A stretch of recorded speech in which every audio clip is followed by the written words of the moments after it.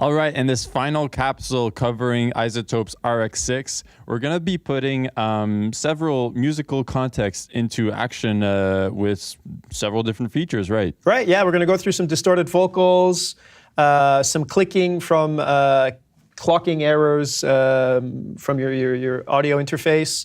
On a kick drum, we got some buzz and hum and stuff like that on a nice piano. And then we got a mastered track, sounds great, except there's a really high-pitched squeak at one point on the acoustic guitar that's ear blistering, so got through the mix somehow.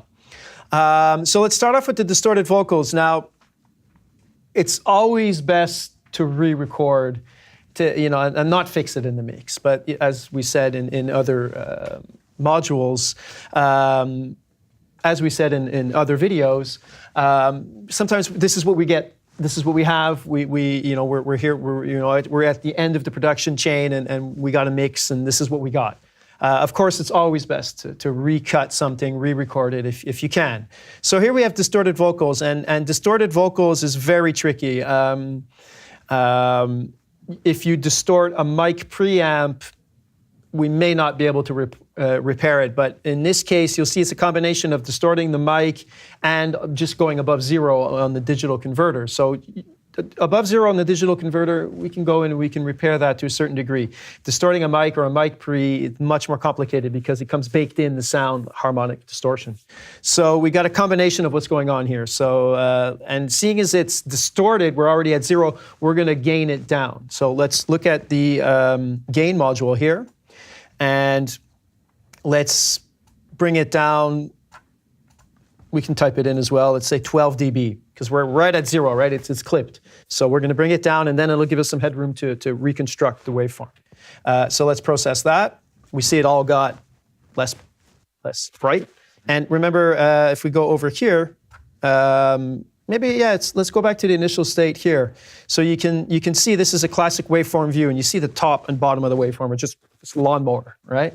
So it's sometimes good to see it in waveform view or spectrum. And let's do it in between both. So we can see that it's just shaved off. There's just no more information. We clipped at zero on the converter. And select all, and let's gain it down. So this will give us some headroom to work with. Now let's listen, see what that's like. And sometimes they just go missing for a while. It's quite blown out.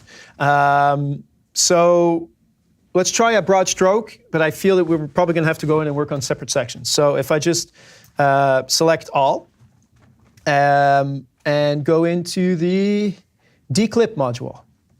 So the declip module here, it already loaded up with a suggestion of where it starts to clip. And you can see it's actually, it's quite intuitive this time. Usually it's right at the top where the clipping is, and it's kind of evident. And you have to go in a little bit below, usually. It starts to clip as it approaches zero or right at that 0 point. You can disconnect the left and right, or I should say the top and the bottom of the waveform is more precise, where if there's clipping more on the top or the bottom of the waveform, you can go in and independently adjust the thresholds. So let's link that back up. There is a makeup gain, and here we can see, let's go to -1. So we don't want to go above zero again. We brought it down 12 dB, so it shouldn't really overclip. So we don't want to go above zero again, so there's a limiter here to protect that, just in case. But we give ourselves a lot of headroom. So without any further ado, let's process. And we can see that the waveform, if you saw that, let's go back to just waveform view. And so you see it's pretty shaved off. And now when I reconstructed it, you see we got back some life to the waveform. Let's listen to that. And sometimes they just go missing for a while. And if we go back to the initial state. And sometimes they just go missing. Right, it's completely stressed and clipped. So after the declipping. Just go missing for a while. So we've rebuilt it a lot, right? It's quite surprising with the floating point math inside of our RX. We can see what went above zero and reconstruct it. So again, of course, it's something a nice intimate like jazz take like this, great singer, you definitely not want to clip and definitely want to re-record it. But if you had one thing that you couldn't, or the artist is now not available, you can repair it, right? It's not too bad. Yeah, it's actually remarkable with the waveform changes as well. Yeah, it comes back to life, right? Yeah. So here for the video demonstration, if we go back to the full, here, this is the full loudness, and let's reconstruct that. You'll see it's quite remarkable. We dropped the gain a lot. So if we process that, yeah, so here you get a better visual view. Maybe we'd want to show, I don't know, it's up to you guys. Okay, so next presentation. So quite remarkable, the clipping, right? Now onto some clocking errors. Let's close the declip, and let's bring it into spectrum view. And we have our kick hits. We have just an isolated kick track. Right, so acoustic drum kit, nice sound, good recording, just got some clicks in there. It comes off your converter sometimes with some clocking errors in the sampling. So one more time. So this, I think you know where I'm going with this, right? So we can just select all, go to the declick module, and we'd probably want some periodic clicks. There's the single band and the multi-band, and we can skew it more towards high frequencies or low frequencies. But again, I feel, knowing iZotope, that just this basic setting is going to be fine. And we can output only clicks and preview. There's our 2 clicks. Select all, uncheck this, process, and no more clicks. Ah. Simple as that, eh? Simple as that. Save the day. Now, something a little bit more complex, where we might have to do the process a couple of times to get the job done. I can't stress enough, I know I've said it a few times, it's always best to get it right off the source correctly, but sometimes we're stuck with this stuff. But so this definitely, I would have tried to, you hear it right away, fix the problem after the first take. Don't let this get to the mix stage, but let's pretend it got to the mix stage. So we have a beautiful piano with poor grounding, and it sounds like it's coming off the audio interface.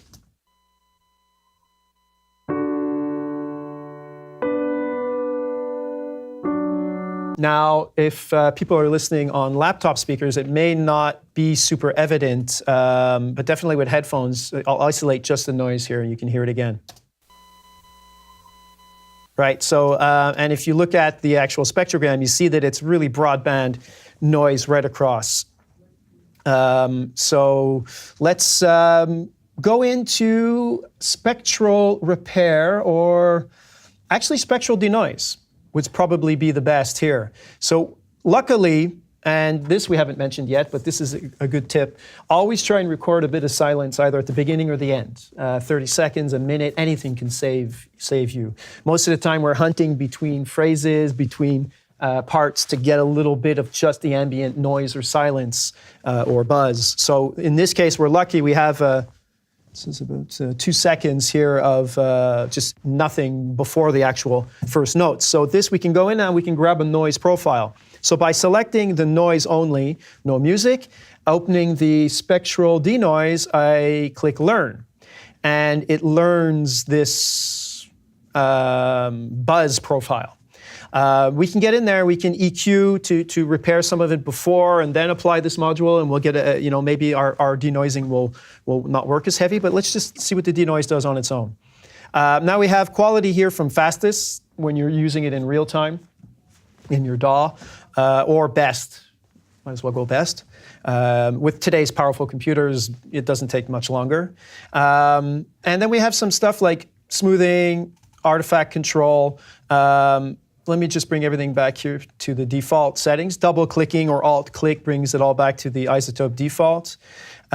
So just on the default, we have our threshold here where this is, just like a compressor threshold, where we're going to start to have the noise reduction begin reducing. And then we have how much of the reduction we want. You see the yellow is the reduction. So the residual noise is being brought down. Now, of course, the more we push the reduction, we could start to affect the tone of the instrument. And that's where the smoothing comes in once again, where we try to avoid that chirpiness or the underwatery, over-processed sound. So we can output noise only, which is nice, and preview this. Now, the piano is very complex with lots of harmonics, so it's going to be all mixed in with the buzz, so let's see what it does. Output noise only. We learned our noise profile. We've left everything at default for now, and let's preview that.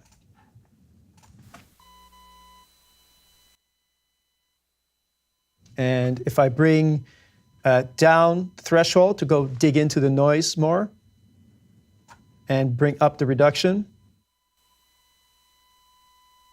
Let's try and go too far, see where that goes. Maximum.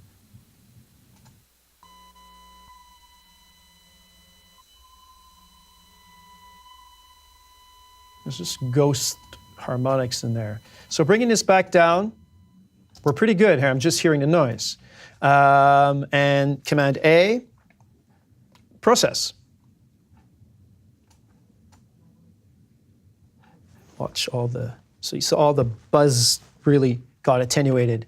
And don't be shy, we'll just do it again. Process a second time. Watch all the harmonics. Pretty much gone. And let's see if we've affected our piano tone too much.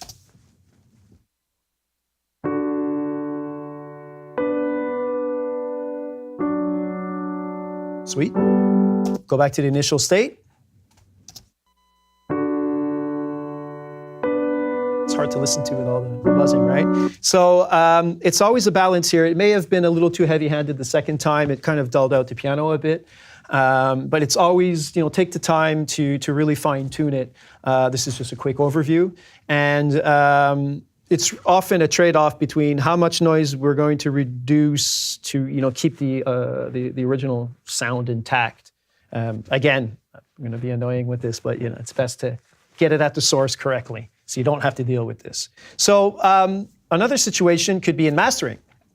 So you get a mix, and you're doing the mastering process, and part of that could be over sibilance, so the spectral de-essing would be great in mastering. And in this case here, we have an excessive guitar string squeak, so let's listen to that. Right? Quite distracting, and especially when you're into the music, you're listening to it loud, and it just blows your head off. It's right in the frequency range where we're most sensitive. So one more time. So let's see what we can do with that now. I can see it here, right? And it's pretty well balanced, equal power left and right.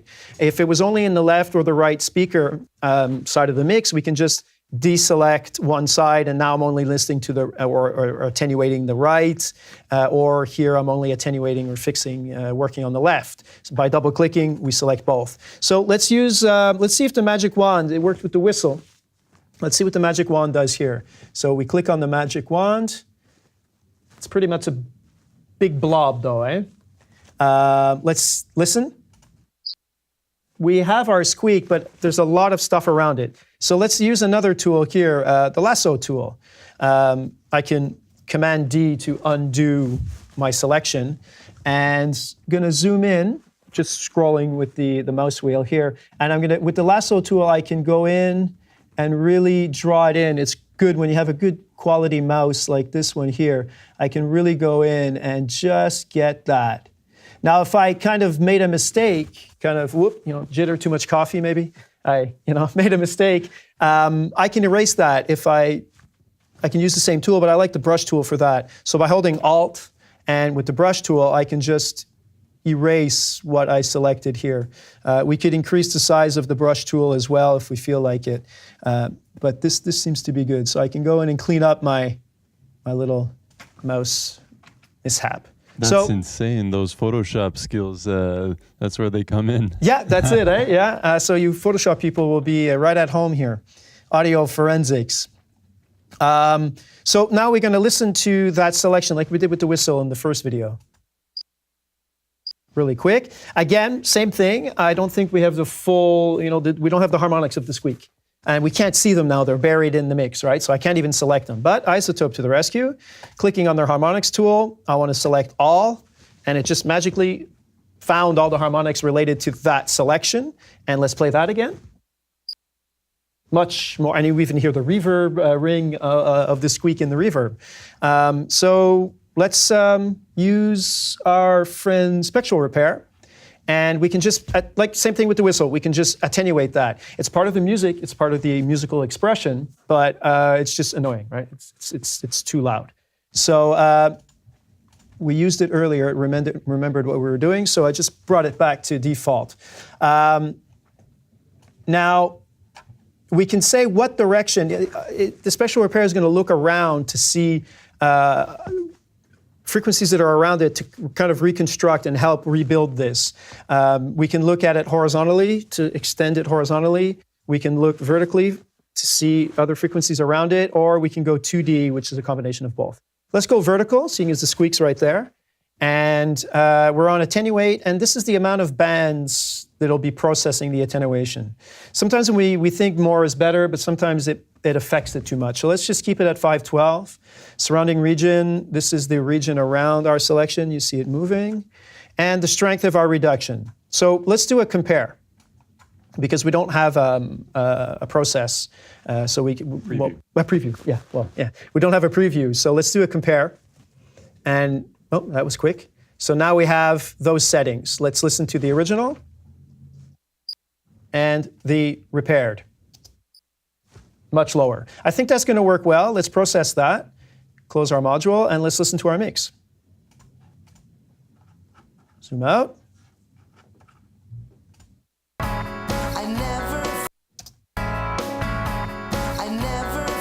Remember where we were, though.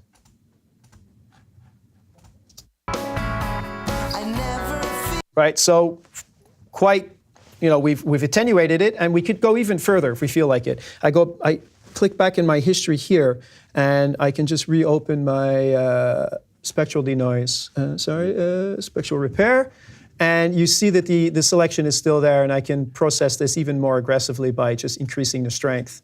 Let's process that, and listen to it again. Right, so much smoother now, part of the music.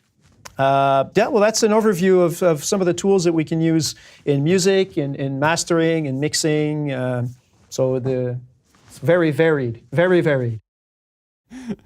Man, yeah, that is crazy. It's application towards music just as much as post-prod. Right. And I mean, just covering all these new features, it's remarkable to see what iZotope's doing with RX6, and at the rate they're progressing. Right. Yeah. Their machine learning is really. I mean, I guess obviously the more you feed into it, the better it gets.